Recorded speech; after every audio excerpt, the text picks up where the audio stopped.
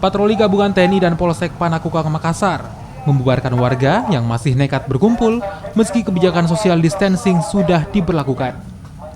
Sejumlah titik keramaian tidak luput dari penertiban, di antaranya warung kopi dan tempat perbelanjaan yang menyediakan tempat nongkrong. Mengetahui kedatangan petugas, warga yang tengah berkumpul langsung membubarkan diri.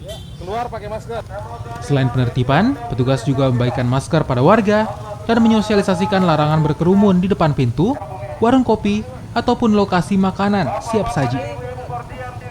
Setelah jajaran Tripika serta ada salah satu komunitas sepeda di wilayah Panakukang melakukan patroli untuk melakukan himbauan serta penertiban terhadap masyarakat yang tidak ada kepentingan masih melakukan kerumunan atau perkumpulan di beberapa tempat.